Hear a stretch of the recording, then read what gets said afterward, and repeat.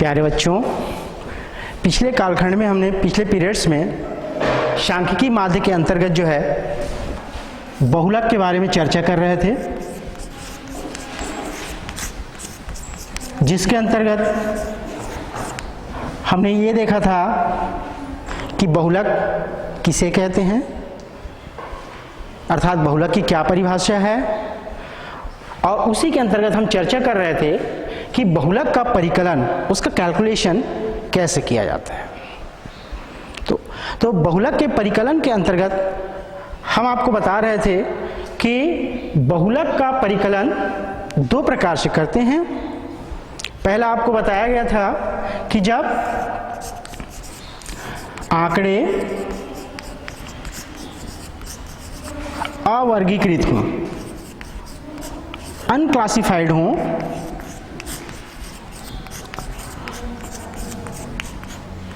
तब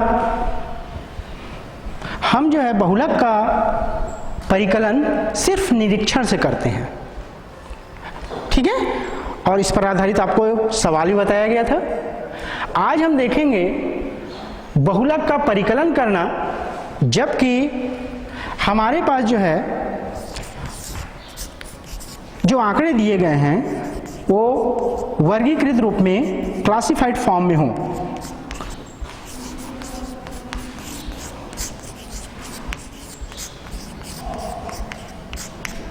जब आंकड़े वर्गीकृत हों तब बहुलक ज्ञात करने का सूत्र होता है बहुलक mode MO is equal to L1 plus F1 minus F0 upon 2F1 minus F0 minus F2 into L2 minus L1। ये जो है जब आंकड़े हमारे वर्गीकृत रूप में हों, क्लासिफाइड फॉर्म में हों, तो बहुलक ज्ञात करने का सूत्र है, जहां L1 को हम कहते हैं बहुलक वर्ग की निम्न सीमा।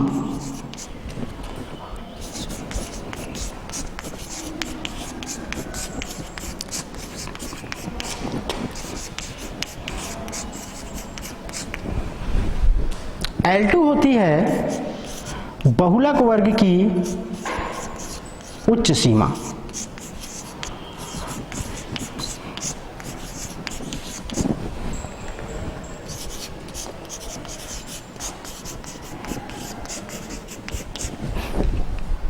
ठीक है, L1 क्या होती है?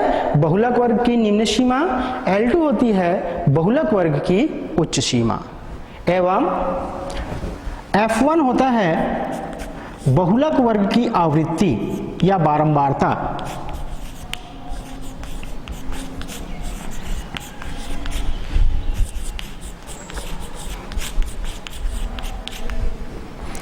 F0 होती है बहुलक वर्ग के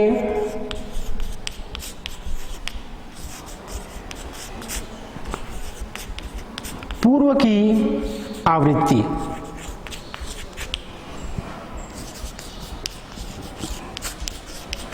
एवं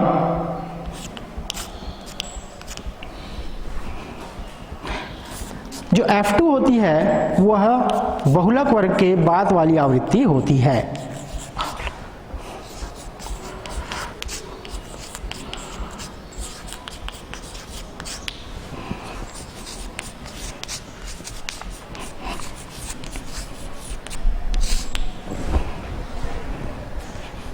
ठीक है, तो जब हमारे पास आंकड़े वर्गीकृत में दिए गए हों तो बहुलक हम इस सूत्र से ज्ञात करेंगे, जहां इन प्रतीकों का क्या अर्थ है, इन संकेतों का क्या अर्थ है, इसके बारे में हमें स्पष्ट रूप से जानकारी होनी चाहिए। तो पुनः एक बार देख लीजिए, L1 क्या होती है?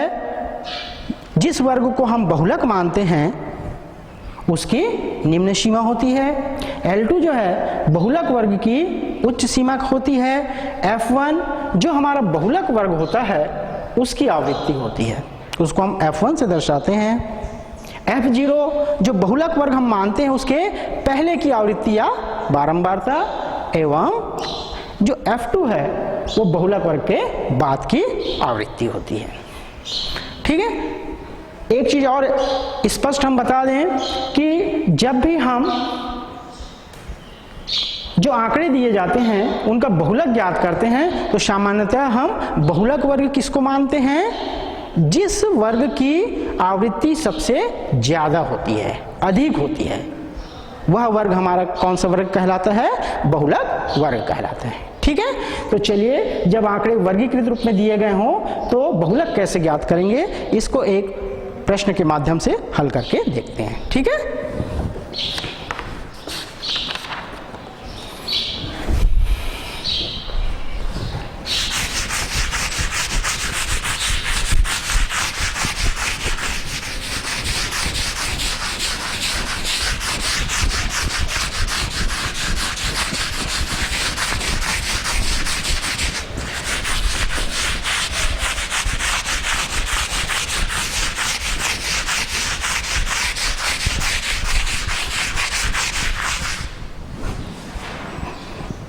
एक प्रश्न लेते हैं हम।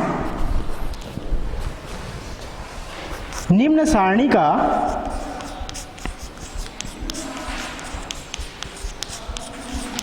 बहुलक ज्ञात करो, और हमारे पास सारणी इस प्रकार से दी गई है।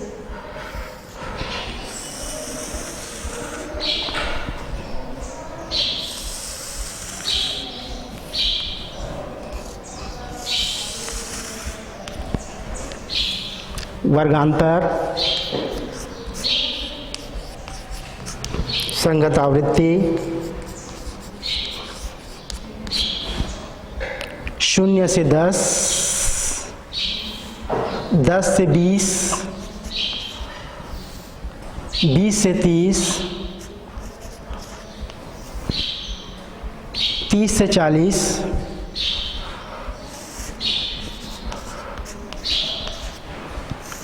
एवं 40 से 50। और इनके संगत बारंबारताएं क्रमशः दी गई है। 0 से 10 के लिए बारंबारता 4, 10 से 20 के लिए है बारंबारता 8, 20 से 30 के लिए है बारंबारता 12, 30 से 40 के लिए है बारंबारता हमारे पास 32, और 40 से 50 के लिए बारंबारता 20।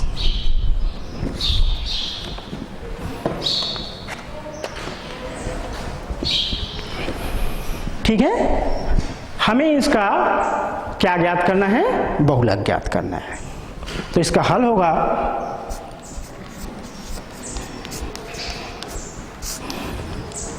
जब भी हम किसी भी सारणी का बहुलक ज्ञात करेंगे, ठीक है, तो जो सारणी दिया गया है उसको पुनः आपको लिख लेना है।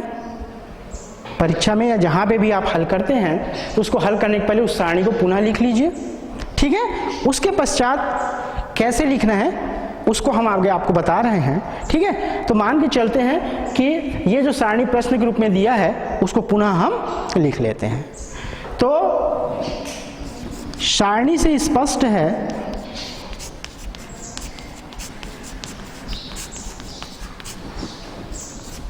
कि सर्वाधिक बारंबारता या आवृत्ति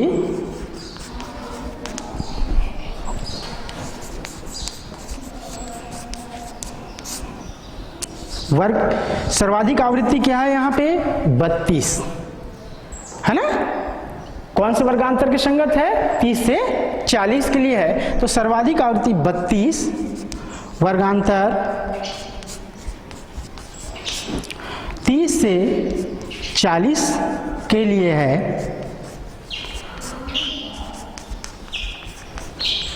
अतः वर्गांतर 30 से 40 क्या होगा, बहुलक वर्ग होगा।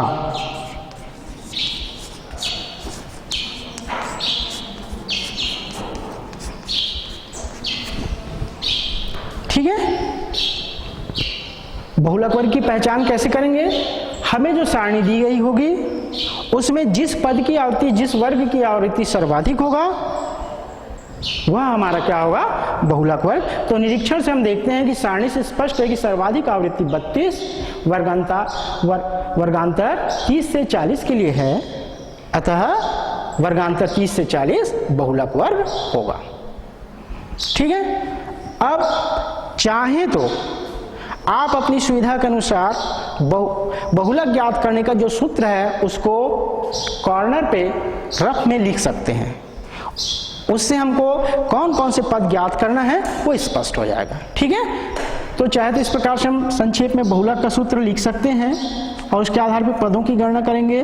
बहुलक का सूत्र होता है L1 धन F1 माइनस F0 अपान 2F1 minus F0 minus F2 into L2 minus L1। ठीक है। वो हमारे पास सूत्र है, हम रफली उसको लिख चुके हैं। ठीक है। अब हम ज्ञात करेंगे, इसलिए L1 क्या होती है? बहुलक वर्ग की निम्न सीमा। ठीक है। हमारा बहुलक वर्ग क्या है? 30 से 40, अतः L1 का मान यहाँ क्या प्राप्त होगा हमें? 30। तो L1 बराबर हो जाएगी 30, L2 बराबर प्राप्त होगा बहुलक वर्ग की उच्च सीमा 40। उसके बाद सूत्र में अगला जो पद आता है, संकेत है F1। F1 क्या चीज होती है? F1 होती है बहुलक वर्ग की आवृत्ति, और यहाँ हमारा बहुलक वर्ग 30 से 40 है और उसके संगत आवृत्ति है 32, अतः F1 का मान होगा 32। F0 बहुलक वर्ग के पूर्व की आवृत्ति। ठीक है। और यहाँ बहुलक वर्ग 30 से 40 के संगत कौन सा वर्ग है?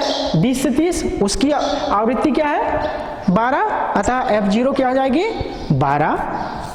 एवं F2 जो है बहुलक वर्ग के बाद की आवृत्ति, इसके बाद की आवृत्ति क्या है?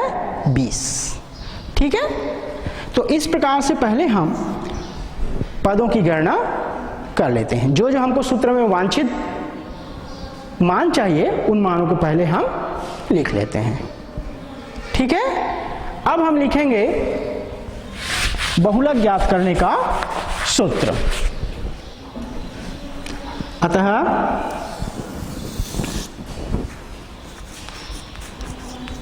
बहुलक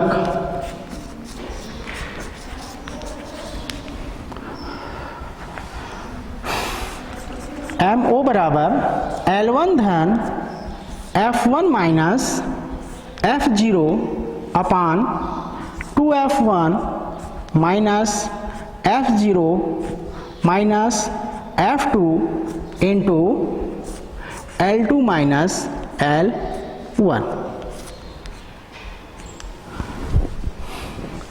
एक चीज और आपको स्पष्ट कर दें, आप चाहे तो सूत्र में इस L2 माइनस L1 की जगह I संकेत का भी उपयोग कर सकते हैं। जहां I क्या होता है? वर्गांतराल होता है। तो L2 माइनस L1 की जगह I भी लिख सकते हैं। ठीक है। अब इस सूत्र में मान रखते हैं तो हमें प्राप्त होगा बहुलक MO is equal to L1 का मान रखेंगे 30 धन F1 की वैल्यू है, हम देखते हैं 32 माइनस F0 का मान कितना है? 12 बटे 2F1 अर्थात 2 गुणित 32 ऋण F0 की वैल्यू है, उसका मान है 12 ऋण F2 का मान है 20 गुणित L2 माइनस L1 अर्थात 40 ऋण 30। ठीक है। इस प्रकार से हम पहले मान रखते हैं और उसको हल करेंगे तो हमें प्राप्त होगा बहुलक बराबर 30 धन 32 में 12 को घटाएंगे हमें प्राप्त होगा 20 बटे 2 गुणित 32 अर्थात 64 ऋण 12 और ऋण 20 दोनों आपस में जुड़ेंगे, ये हमें प्राप्त होगा ऋण 32 गुणित 40 में से 30 को घटाएंगे हमें प्राप्त होगा 10। ठीक है, या बहुलक बराबर 30 धन 20 बटे इस 64 में हम 32 को घटाते हैं। ठीक है, हमें प्राप्त होगा 32 गुणित 10। अब इसको हम हमारी सुविधा अनुसार काट सकते हैं। ठीक है,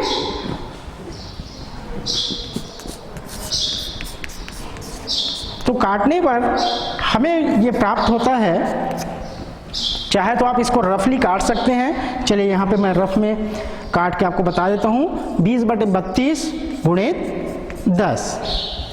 ठीक है, इसको हम 2 से काटते हैं, 2 पंचे 10 और 16 दूने 32। ठीक है, इसको पुनः अलग से हम कंफ्यूज ना हो इसलिए लिख करके देखते हैं। 20 गुणित 5 बटे 16। अब ये चूंकि सम संख्या है तो हम बड़ी से बड़ी सम संख्या से काटने का प्रयास करते हैं, जो दोनों को विभाजित करते, तो वो है 4। 4 पंचे 20 और 4 चौक 16।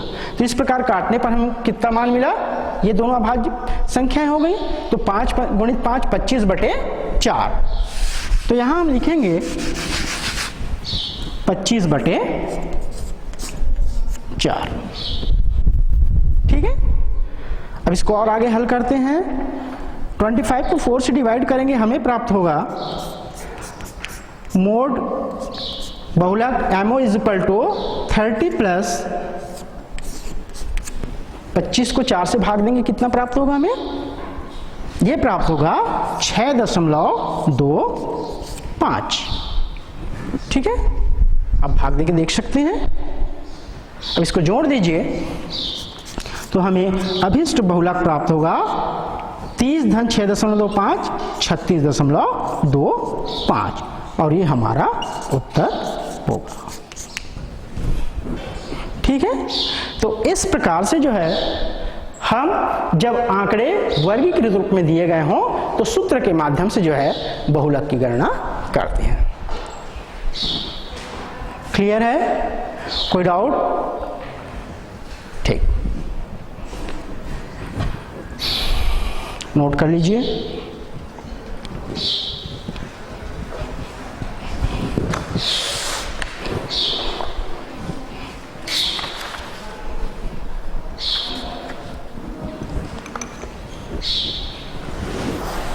एक चीज मैं आपको स्पष्ट बता दूं कि जब भी आप हल करेंगे, ठीक है, कॉपी में या एग्जाम में जहां भी हल करते हैं, ये जो सारणी दी गई रहेगी उसको सबसे पहले दिया है ग्रुप में आप लिखिएगा।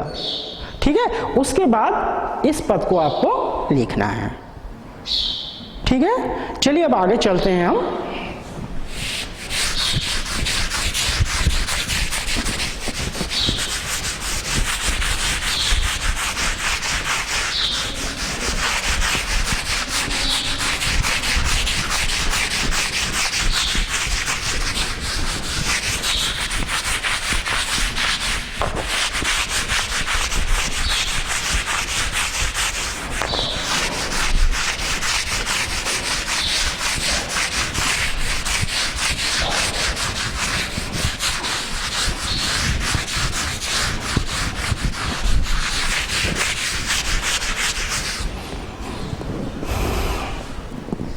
आगे चर्चा करते हैं कि ये जो बहुलक है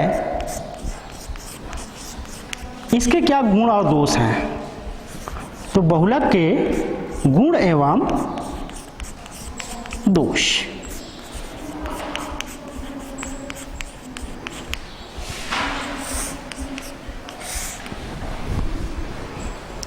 बहुलक के गुण के अंतर्गत पहला लेते हैं हम, पहला गुण क्या हो सकता है, क्या अच्छी बात है इसमें कि इसकी गणना सरल है।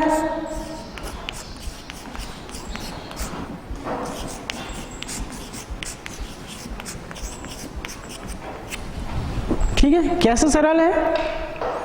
आप देखते हैं कि जब आंकड़े जो है अवर्गीकृत रूप में हो, है ना, तो सिर्फ निरीक्षण करके हम जो है बहुलक ज्ञात कर सकते हैं, इसलिए इसकी गणना जो है सरल है।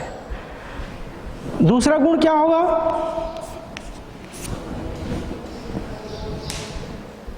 कि इसका व्यवहारिक उपयोग है, इसका व्यवहार में हम उपयोग कर सकते हैं।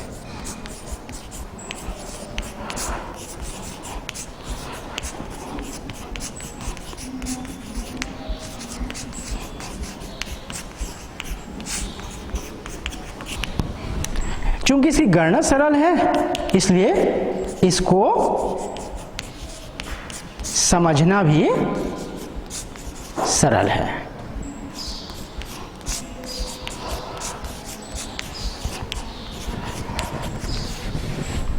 तो ये इसके गुण हो गए। दोष में देखें तो दोष के अंतर्गत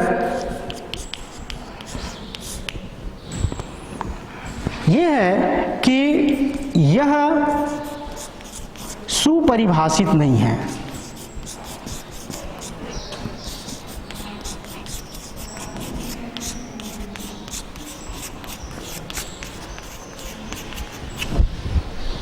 कैसे सुपरिभाषित नहीं है? यदि सामान्यतः देखिए हम बहुलक कैसे गणना करते हैं कि दिए गए आंकड़े में जिस पद की आवृत्ति सर्वाधिक हो, ठीक है, वह क्या होता है, बहुलक वर्ग होता है या बहुलक होती है। लेकिन यदि कोई पद समान रूप से दो बार आए, मतलब दो पदों की आवृत्तियां यदि क्या हो, समान हो, तो सिर्फ जो है निरीक्षण से हम बहुलक ज्ञात नहीं कर सकते। ठीक है, तो ये इसका दोष है कि यह स्पष्ट रूप से परिभाषित नहीं है। और दूसरा, इसका जो बीजगणितीय विवेचन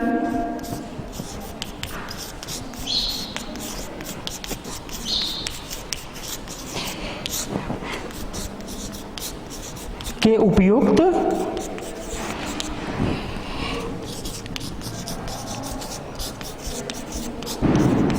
नहीं है। ठीक है, तो यह इसका जो है बहुलक का क्या हो गया, दोष हो गया। यह सभी पदों पर आधारित भी नहीं होता, तो इसके गुण और दोष को हम दो दो तीन तीन बिंदुओं के अंतर्गत याद रख सकते हैं। ठीक है,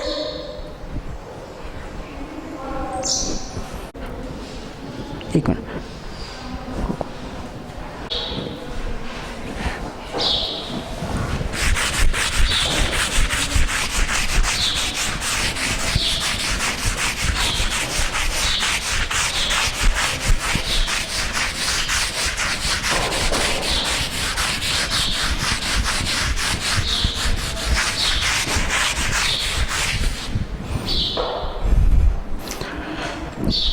तो अब तक हमने जो है सांख्यिकी माध्य के अंतर्गत समांतर माध्य, माध्यिका और बहुलक के बारे में अध्ययन किया। अब हम ये देखते हैं कि इन तीनों में आपस में क्या संबंध होता है। समांतर माध्य,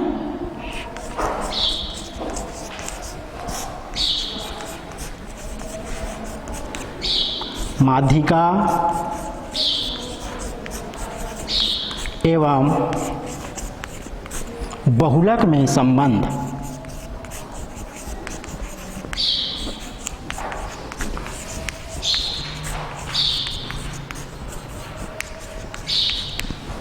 तो समानांतर माध्य, माध्यिका एवं बहुलक में जो संबंध होता है वह इस प्रकार से है, बहुलक बराबर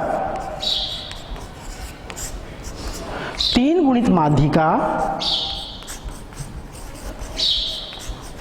ऋण 2 गुणित समांतर माध्य।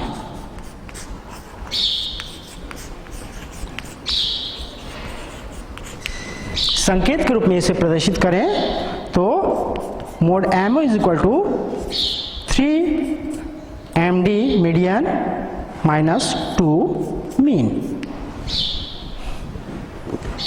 इस सूत्र के माध्यम से हम जो है समानांतर माध्य, माध्यिका एवं बहुलक में जो संबंध है उसे आसानी से ज्ञात कर सकते हैं। अर्थात यदि हमें समांतर माध्य, माध्यिका और बहुलक में कोई भी दो केंद्रीय प्रवृत्ति के माप मालूम हैं तो हम जो तीसरा अज्ञात है उसे इस सूत्र में मान रख करके आसानी से ज्ञात कर सकते हैं। ठीक है, चलिए इस पर आधारित एक सवाल लेते हैं हम।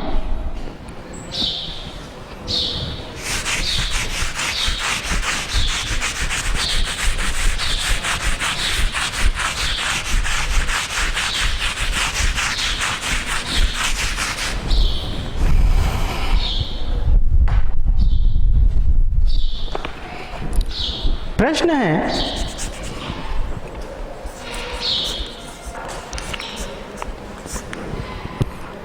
यदि माध्य 4.5 एवं माध्यिका 4 हो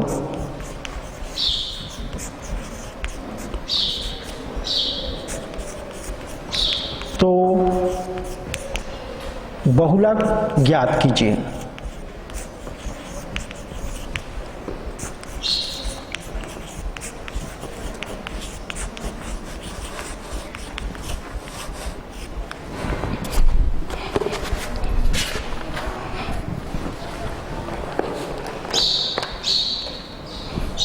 ठीक है, हमारे पास प्रश्न है यदि माध्य, माध्य से तात्पर्य है समांतर माध्य 4.5 एवं माध्यिका 4 दी गई हो तो बहुलक ज्ञात कीजिए। इसका हल होगा जो दिया है उसे पहले लिख लेते हैं। दिया है समांतर माध्य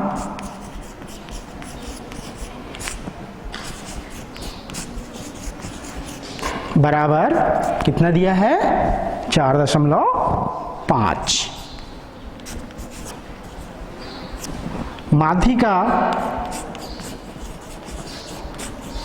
ये हमें दिया है 4, हमें ज्ञात करना है बहुलक। बहुलक का मान हमें ज्ञात करना है। अब हम सूत्र लिखेंगे। हम जानते हैं कि बहुलक, समानांतर माध्य और माध्यिका में क्या संबंध होता है, तो सूत्र है हमारा बहुलक बराबर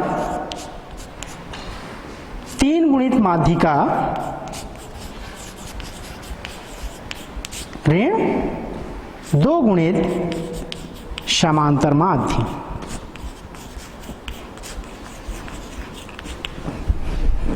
ये हमने जो है अभी बहुलक, माध्यिका और समानांतर माध्य में क्या संबंध होता है उसके अंतर्गत इस सूत्र को भी देखा।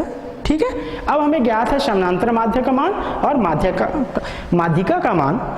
उन मानों को हम इस सूत्र में रखेंगे और अभिष्ट जो बहुलक का मान है उसे ज्ञात करेंगे। ठीक है, चलिए मान रखते हैं।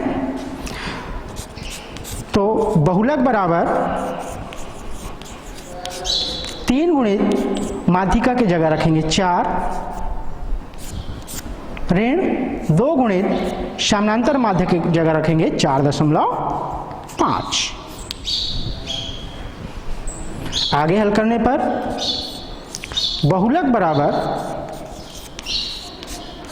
3 का 4 से गुणा करने पर हमें प्राप्त होगा 12 ऋण 2 को हम 4.5 से गुणा करें तो हमें प्राप्त होगा 9। ठीक है, या बहुलक बराबर 12 ऋण 9 अर्थात 3, और यही हमारा अभिष्ट उत्तर होगा। इस प्रकार केंद्रीय प्रवृत्ति की माप के अंतर्गत समानांतर माध्य, माध्यिका या बहुलक में से कोई भी 2 माप यदि हमको मालूम है तो तीसरे माप को हम बड़ी आसानी से इस संबंध सूत्र में मान रख करके ज्ञात कर सकते हैं। क्लियर है?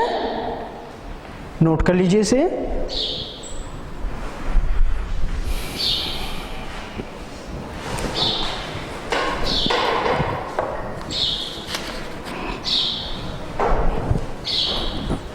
ठीक है, चलिए आगे चलते हैं हम।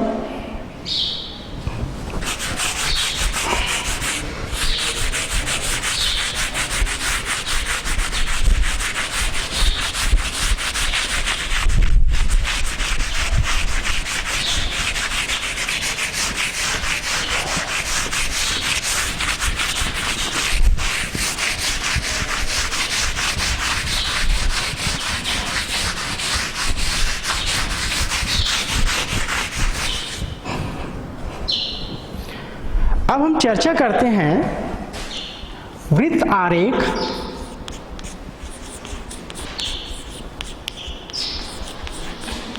या पाई आरेख या पाई चार्ट भी कहते हैं इसे हम। पाई आरेख के बारे में चर्चा करते हैं।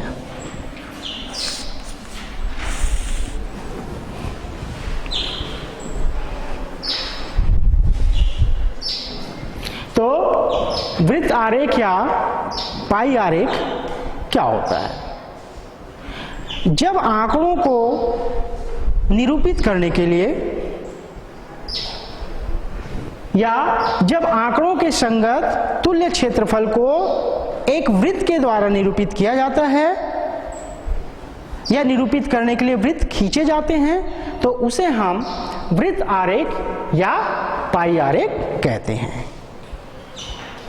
फिर से एक बार देख लीजिए कि जब आंकड़ों के तुल्य क्षेत्रफल को निरूपित करने के लिए, उसको दर्शाने के लिए वृत्त खींचे जाते हैं तो उस आरेख को हम वृत्त आरेख या पाई आरेख कहते हैं। जैसे उदाहरण के लिए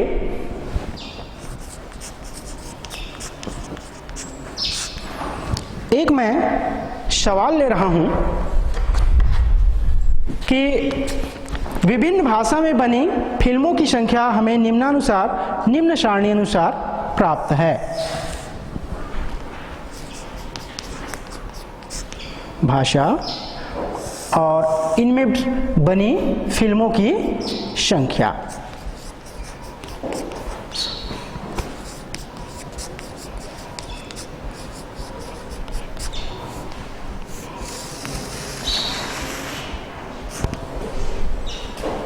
हिंदी,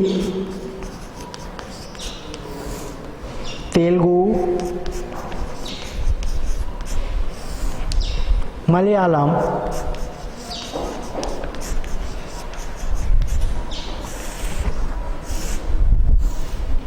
कन्नड़।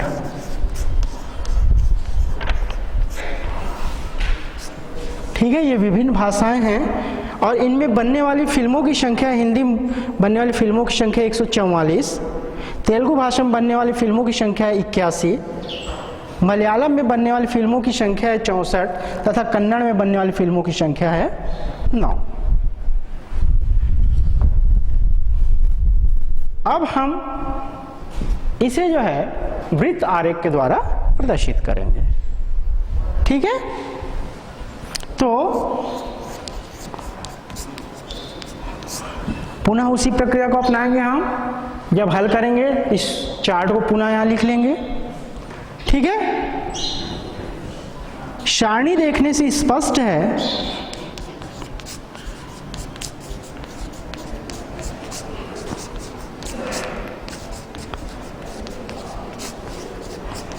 कि वृत्त आरेख के लिए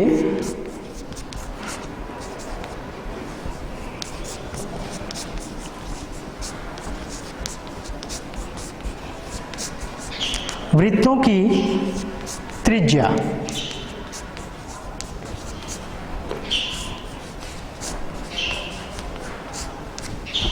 आप जानते हैं कि कोई भी वृत्त हमें खींचना है तो उसके लिए हमें त्रिज्या ज्ञात होनी चाहिए, है ना। तो आप इस सारणी का अवलोकन करते हैं तो देखते हैं कि निश्चित रूप से ये जो संख्याएं दी गई हैं वो क्या हैं, किस रूप में है। ये जो है किसी न किसी संख्या का जो है वर्गमूल है, सॉरी वर्ग है, किसी न किसी संख्या का ये वर्ग है। तो हम देखते हैं कि वृत्तों की त्रिज्या ज्ञात करना है। अतः हिंदी भाषा के लिए जो है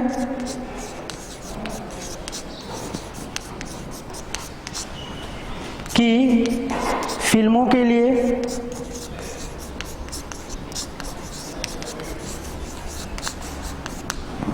वृत्त की त्रिज्या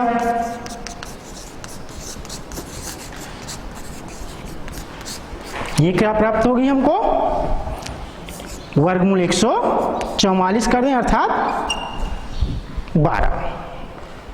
कितना प्राप्त होगा, 12। उसी प्रकार तेलुगु भाषा की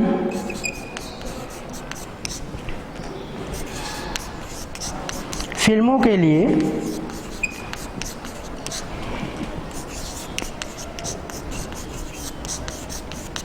वृत्त की त्रिज्या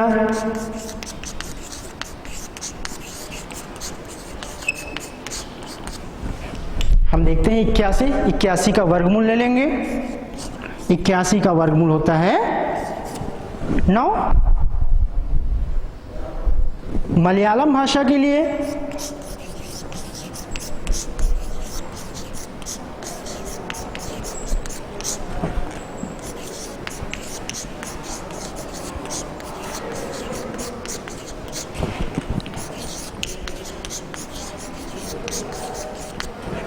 वृत्त की त्रिज्या ये हमें प्राप्त होगी वर्गमूल 64 अर्थात 8। इसी प्रकार हम निकालेंगे कन्नड़ भाषा की फिल्मों के लिए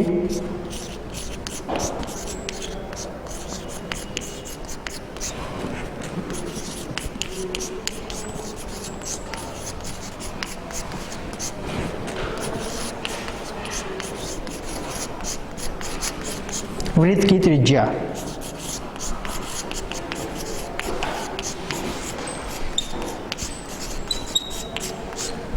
बराबर वर्गमूल 9 अर्थात 3। ठीक है। इस प्रकार हम प्रत्येक भाषा की फिल्मों के लिए मतलब अलग अलग वृत्त करने के लिए, वृत्त खींचने के लिए उनकी त्रिज्याएं ज्ञात कर लेते हैं। अब हमें जिस माप की त्रिज्याएं मिली हैं उतनी माप की हम जो है वृत्त खींच लेते हैं। अतः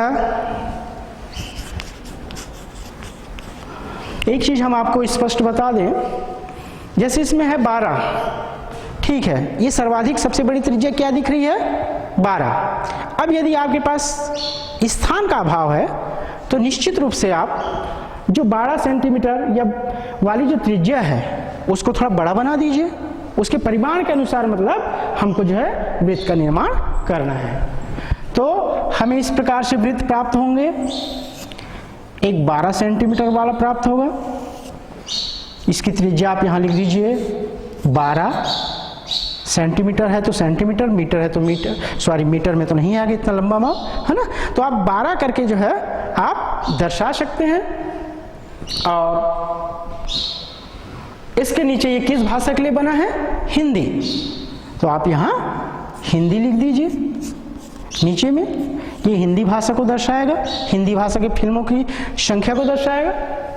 उसी प्रकार अगला वृत्त है हमारा 9 सेंटीमीटर का मान के चलते हैं, ये हो जाएगा उससे छोटा अपेक्षाकृत, ये 9 के लिए हो गया। और ये किस भाषा के लिए हो गई, तेलुगु। इसके नीचे आप लिख दीजिए तेलुगु। अगला हमारा जो वृत्त बनेगा वो 8 इकाई का बनेगा, जो कि अपेक्षाकृत 9 से थोड़ा सा छोटा बना देते हैं। ये हम मान के चलते हैं ये 8 इकाई है। ये हमारे लिए होगा मलयालम भाषा का, इसके नीचे हम मलयालम लिखेंगे, तथा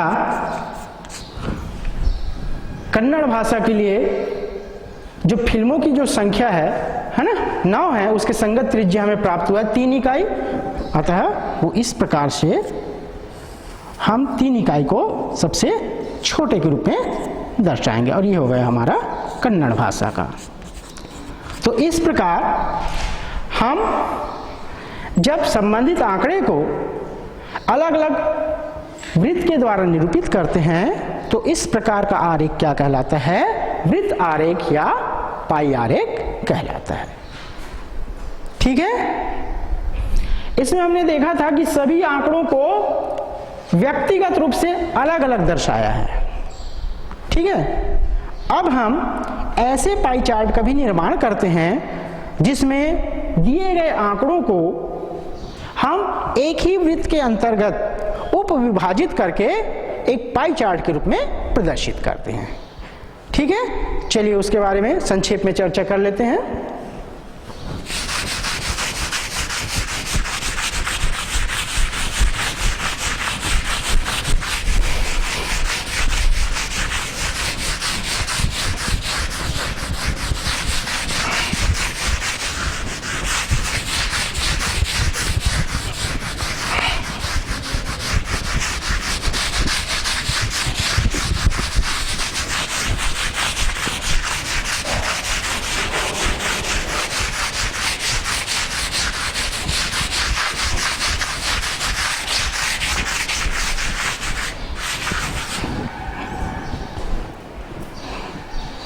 तो आगे हम संक्षेप में चर्चा करते हैं उपविभाजित वृत्त आरेख।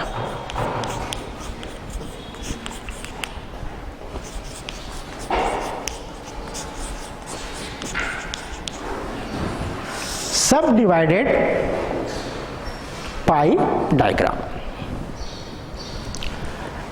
जब हमें जो आंकड़े प्राप्त होते हैं उसको एक वृत्त के विभिन्न त्रिज्या खंडों में विभक्त करके प्रदर्शित करते हैं, तो इस प्रकार के जो हमें आंकड़े प्राप्त होंगे उसे हम उपविभाजित वृत्त आरेख या उपविभाजित आरेख कहेंगे। ठीक है, और इसको हम जानते हैं कि एक वृत्त के केंद्र पर कितने अंश का कोण बनता है? 360 अंश का कोण बनता है। वृत्त के केंद्र पर कितने अंश का कोण बनता है? तो वृत्त के केंद्र पर 360 अंश का कोण बनता है। अतः हमें जो भी आंकड़े दिए जाएंगे उसको हम इस 360 अंश के मान के रूप में छोटे छोटे अंशों में हम विभाजित करते हैं, और इस प्रकार से विभाजित करते हैं कि जितने भी आंकड़े प्राप्त होंगे उन आंकड़ों का जो अंशी माप होगा, कुल अंशी माप होगा, उसका माप कितने अंश के बराबर होना चाहिए? 360 अंश के बराबर होगा। तो अंशी माप में विभक्त करने के लिए या उप विभाजित वृत्त आरेख खींचने के लिए हम एक सूत्र लिखते हैं, और वो सूत्र क्या होता है? तो वो सूत्र है केंद्र पर बना समानुपाती कोण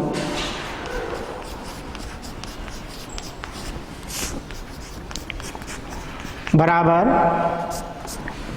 ये होता है संगत बारंबारता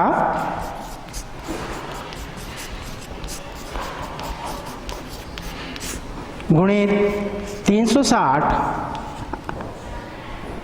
बटे बारंबारताओं का योग।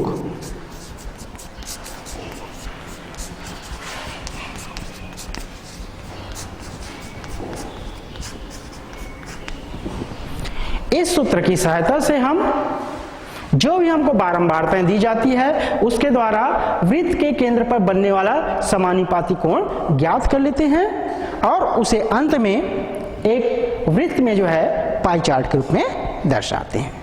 ठीक है, तो आज हमने क्या क्या देखा?